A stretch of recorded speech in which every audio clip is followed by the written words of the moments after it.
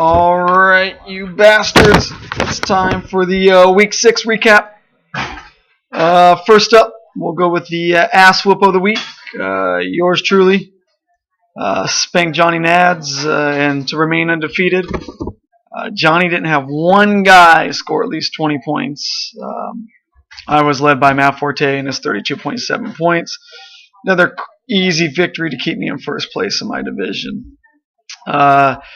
Next matchup, we had Travis against Charlie. Charlie was able to squeeze that one out due to Austin Davis and Brian Quick choking on Monday night. Charlie's now got 2 wins in a row. He's definitely not out of the picture yet. We're not even at the halfway point. He's looking to mount a comeback. Travis, right now, if the playoffs were to start today, would be the last team in. So he needs to try to get another W, keep on that roll. Mike against Zach, 2 longtime competitors in the league. Mike drops to 1-5. Wasn't really close. Mike needs to figure something out, make some trades, do something. It's not over yet. I mean, if he can piece together a couple wins. Zach, king of waiver wire, strikes again, picks up Brandon Oliver, gets 21 points from him. He's at 500. He just keeps on trucking along. Chris and Devin. Devin, of course, guaranteed that he would not lose another game the rest of the season. He, in fact, went so far as to make a bet with me that he would not lose another game. Well, so far he's held true to his word. He was the top scorer of the week with 166.8 points. Tough loss for Chris, who scored 128 and still came out with the loss. Devin was led by T.Y. Hilton. Had 9 catches, 223 yards, and a touchdown for 34.8 points. Chris started 3 rookies. Some did good, Kelvin Benjamin, others didn't. Chris is always the man of the mystery lineups, but they tend to work out for him pretty well. Then we had the old man coming in the match at 4-1 against Ben, who was 1-4. Ben started Reggie Bush, who didn't even play, and somehow Ben still came out with the win.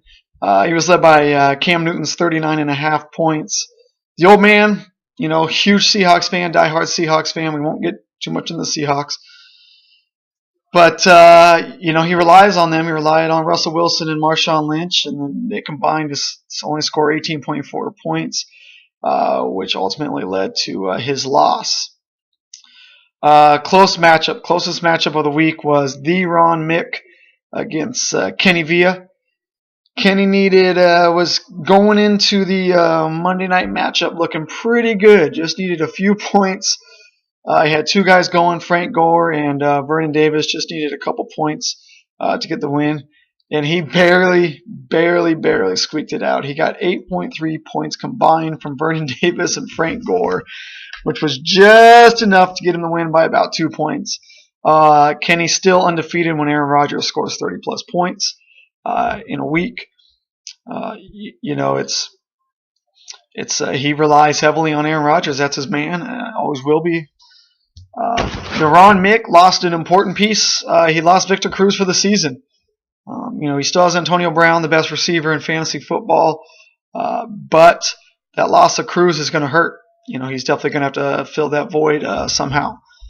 As we sit right now, Kenny, Ron, and myself are all the division leaders.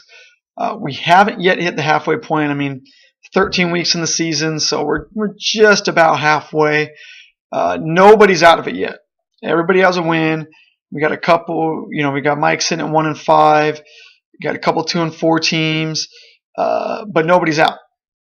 Every year there's a team that finishes under 500 at 6-7 that makes the playoffs. So, let's make sure that everybody's setting their lineups, staying active. I plan on continuing to dominate, and we'll see. I might lose a game. Andrew Luck's bye week 10. I may lose that week, but I don't plan on doing it anytime soon. I lost a guy. I lost Stephen Ridley for the season. That's all right. Next man up. We'll see how everybody does until the preview. Good luck to all, and I will talk to you guys soon.